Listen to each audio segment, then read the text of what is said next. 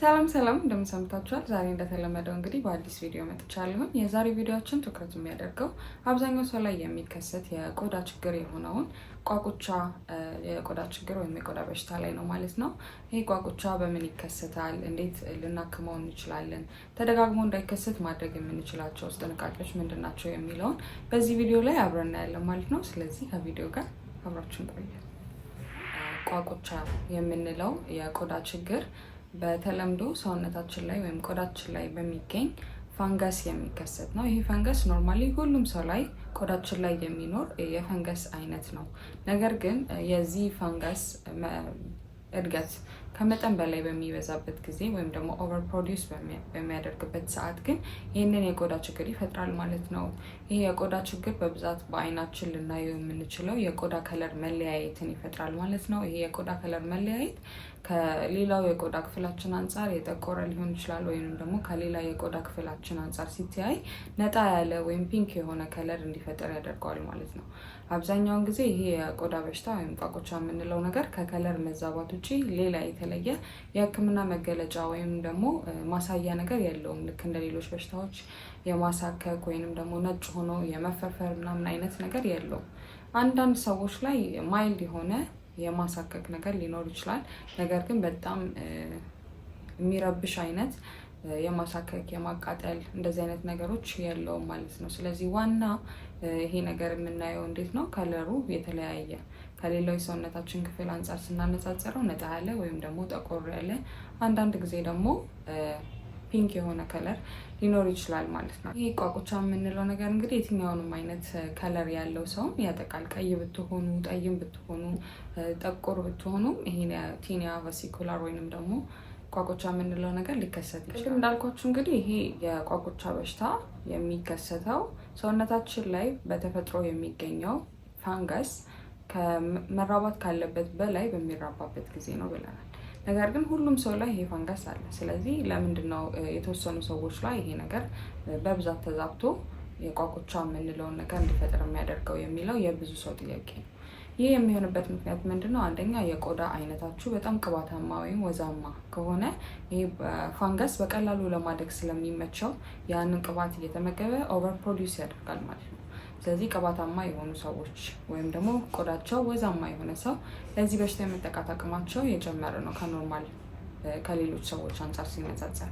ሌላው ደግሞ የምትኖሩበት ቦታ በጣም ሙቀት ወይም ደግሞ ሂሚድ የሆነ ከሆነ ወይም ደግሞ ሰመር ላይ በሚሆንበት ሰዓት ያ ሙቀት መጨመር ሰውነታችን እንዲያልበን ያደርጋል ማለት ነው። ያ ላብ ሙቀት ደግሞ ለዚህ ፈንገስ መራባት አመቺ የሆነ ኢንቫይሮንመንትን ስለሚፈጥር ይሄ ነገር በቀላሉ ለመከሰት ይችላል።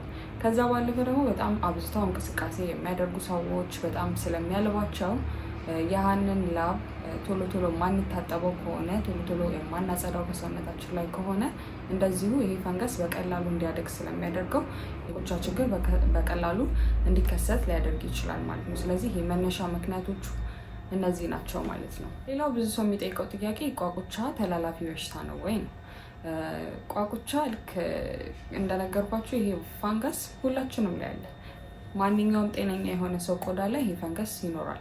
ነገር ግን ኦቨር ፕሮዲውስ ወይም ደግሞ መራባት ካለበት በላይ ሲራባ ነው ችግር የሚፈጥረው። ስለዚህ ዳይሬክትሊ እናንተ ቋቁቻ ያለበትን ሰው ሰላም ስላላችሁ ወይ ቆዳችሁ ስለተነካካ ብቻ ወደ እናንተ ይተላለፋል ማለት አይደለም። ግን ቅድም እንዳልኳችሁ ያለው ኢንቫይሮንመንት የምትኖሩበት ቦታ በጣም ሙቀት ከሆነ፣ እያላባችሁ ቶሎ ቶሎ የማትታጠቡ ቆዳችሁን የማታጸዱት ከሆነ፣ እንዲሁም ቅባታማ የሆነ የቆዳ አይነት ካላችሁ እናንተ ጋር የመምጣት አቅሙ ቻንሱ ይጨምራል እንጂ ዳይሬክትሊ ይሄ ነገር ተላላፊ አይደለም፣ በንክኪ ተላላፊ አይደለም ማለት ነው። ሌላው ልናያቸው የምንችላቸው ምልክቶች ምንድን ናቸው? የቋቁቻ ችግር ብዙ ይሄ ነው የምንለው የቆዳ ምልክት የለውም ከከለሮች ለውጥ ውጭ። ከለሩ ሌላ ሰውነታችሁ ላይ ከሚታየው ከለር የተለየ ቀይ ከሆናችሁ ከቀላ ካለው ቦዲ ፓርታችሁ በተረፈ ወይ ጠቆር ብሎ ወይ ፒንክ ሆኖ የሚታይ የቆዳ መለወጥ ወይንም ደግሞ ከሌላው ቆዳችሁ አንጻር የጠቆረ ወይም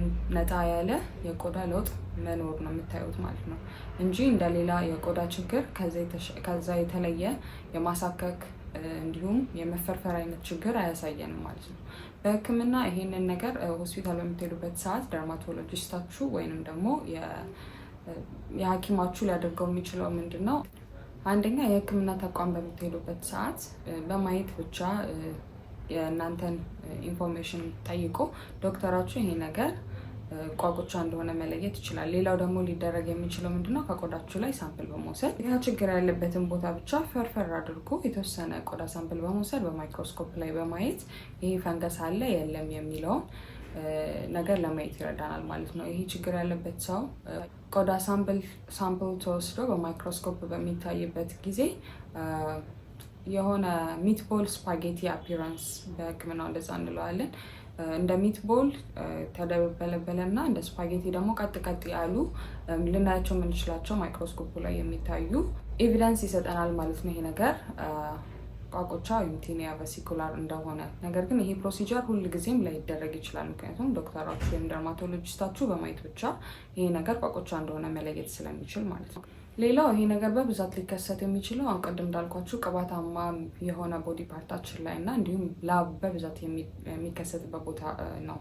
ለምሳሌ ጀርባችን ላይ፣ የእምብርታችን አካባቢ፣ የእጃችን የላይኛው ፓርት፣ ትከሻችን ላይ፣ አንገት አካባቢ እንዲሁም በጡታችን ወይም በደረታችን መሀል ሰፊው ደረታችን አካባቢ ላይ ሊከሰት ይችላል ማለት ነው። ህጻናቶች ላይ ደግሞ ፊታቸው ላይም እንዲሁም ደግሞ አናታቸው ላይ ልናየው እንችላለን ማለት ነው። ይህንን የቋቁቻ ችግር ወይም ቲኒያ ቬሲኩላር የምንለው። ስለዚህ ምን እንደሆነና ምልክቶቹን ካየን የብዙ ሰው ጥያቄ ምንድነው? አሁን ይሄ ነገር መታከም ይችላል ወይ? መዳን ይችላል ወይ? አዎ ቋቁቻ መዳን የሚችል በሽታ ነው። ቅድም እንዳልኳችሁ መታከም ይችላል። ፈንጋስ ስለሆነ ፈንጋሱን አንቲ ፈንጋል ትሪትመንት በመስጠት ልንከላከለው እንችላለን። ይሄኛው የምትወስዱት አንቲ ፈንጋል ትሪትመንት ትሮፒካል ሊሆን ይችላል ወይም ደግሞ በአፍ የሚወሰድ መድኃኒት ሊሆን ይችላል።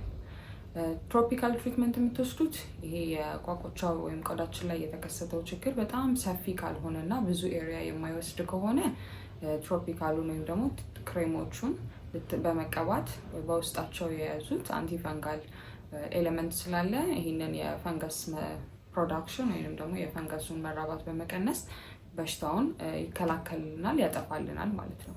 ግን ይሄ ቋቁቻ የምንለው በጣም ብዙ ቦዲ ፓርታችሁ ላይ ከሆነ ያለው ሙሉ ለሙሉ ጀርባችሁን ከበር ካደረገ ደረታችሁ ላይ እንዲሁም የእጃችሁ የላይኛው ክፍል ላይ አብዝቶ የተገኘ ከሆነ አይዲያል ስለማይሆን ይሄንን ትንሹን ትሮፒካል ክሬም ይሄን ሁላ ቦታ ላይ አፕላይ ማድረግ ስለማንችል ምንድን ትወስዳላችሁ ማለት ነው። መጀመሪያ ፈርስት ዶዝ የመጀመሪያ ዶዛችሁ በደም ስራችሁ የሚወሰድ አንቲፈንጋል የሆነ ትሪትመንት ልትወስዱ ትችላላችሁ። ከዛ በኋላ ደግሞ ለተወሰነ ጊዜ ልትወስዱት የምትችሉት በአፍ የሚወሰድ አንቲፈንጋል ትሪትመንት ፍሉኮናዞል ሊሆን ይችላል፣ ኢንትራኮናዞል ሊሆን ይችላል። እነዚህን በዶክተራችሁ የታዘዘላችሁን የፋንገስ መድኃኒት ለተወሰነ ወራቶች እንድትወስዱት ይደረጋል ማለት ነው። ብዙ ሰው ጥያቄው ለውጥ የለኝም ነው። ነገር ግን ይሄ ነገር መድኃኒቱን በምትወስዱበት ሰዓት የከለሩ መዛባት ወዲያውኑ ይመለሳል ማለት አይደለም። የተለያየ ከለር ወደ ነበረበት የቆዳ ከለር ለመመለስ የተወሰነ ጊዜ ሊወስድበት ይችላል። ከ2 ወር እስከ 3 ወር ድረስ ሊወስድ ስለሚችል ዋናው መድኃኒቱን ስትወስዱት የምታዩት ለውጥ ምንድን ነው ማለት ነው። ይሄ ነገር እየተዛባ አይሄድም፣ እየበዛ አይሄድም። ያንን መዛባት ይቀንሳል ማለት ነው። ከዛ የቆዳ መመሳሰሉ ይሄ የተዛባው ቆዳችን ወደ ነበረበት መለወጡ በኋላ ላይ የሚመጣ ቀስ እያለ የሚስተካከል ነገር ነው ማለት ነው። ከዛ ውጭም የብዙ ሰው ችግር ምንድነው? ይሄ ነገር አንዴ በሕክምና ከተስተካከለ በኋላ ተመልሶ የመምጣት ነገር። ይሄ የሚሆነው ምንድነው? ቅድም እንዳልኳችሁ ይሄ ፋንገስ ቆዳችን ላይ ኖርማሊ የሚገኝ ፋንገስ ነው።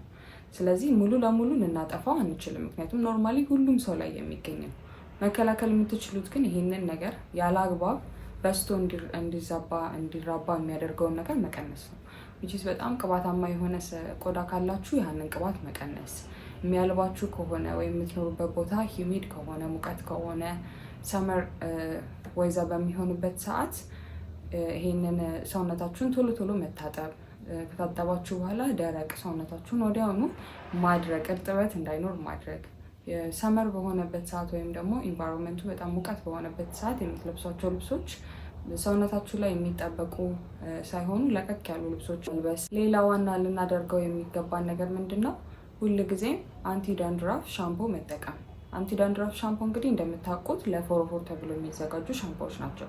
ፎሮፎር የሚከሰተው ልክ እንደ ቋቁቻ በፈንገስ ምክንያት ነው። ስለዚህ ፋንጋሱን ለመግደል ተብለው የሚዘጋጁ ሻምፖዎች ናቸው። ስለዚህ እነዚህ ሻምፖዎች ለሰውነታችሁ መጠቀም ትችላላችሁ። ይሄ ሻምፖ በሳምንት አንዴ ወይም በሳምንት 2 ጊዜ ቆዳችሁ ላይ መጠቀም ወይም በእነዚህ ሻምፖዎች መታጠብ ይሄ ነገር ተመልሶ እንዳይከሰት ያደርጋል ማለት ነው። ስለዚህ ይህንን በምትጠቀሙበት ሰዓት ሻምፖውን ሰውነታችሁ ላይ ልክ ቦዲ ሻወር ጄል ወይም ደግሞ ሳሙና እንደምትጠቀሙት ይህንንም የአንቲ ዳንድራፍ ሻምፖ ሰውነታችሁ ላይ ታደርጉትና ከ2 እስከ 3 ደቂቃ ትተውታላችሁ ሰውነታችሁ ላይ። ከዛ በኋላ መለቅለቅ ነው ማለት ነው። ይህንን በሳምንት አንዴ ወይም በሳምንት 2 ጊዜ ሁል ጊዜም እንደ ሻወር ሩቲናችሁ ማድረግ ይሄ ነገር ተመልሶ እንዳይከሰት ይረዳችኋል ማለት ነው። ከዛ ባለፈ ቅድም እንዳልኳችሁ እነዚህ በዶክተራችሁ የተሰጣችሁን መድኃኒት መጨረስ አለባችሁ። ከጨረሳችሁ በኋላ ግን ተመልሶ ይሄ ነገር እንዳይከሰት ጥንቃቄ ማድረግ የምትችሉት ምንድነው? አንቲ ዳንድራፍ ሻምፖዎችን መውሰድ፣ ሁልጊዜ በሚያልባችሁ ሰዓት ቶሎ መታጠብ፣ ቆዳችሁን ደረቅ አድርጎ ማቆየት ወይም ደግሞ እርጥበት፣ ላብ፣ እነዚህ የመሳሰሉት ነገር ሰውነታችሁ ላይ እንዳይቆዩ ማድረግ ይህን ነገር ተመልሶ እንዳይከሰት የምታደርጉበት መከላከያ መንገድ ነው ማለት ነው።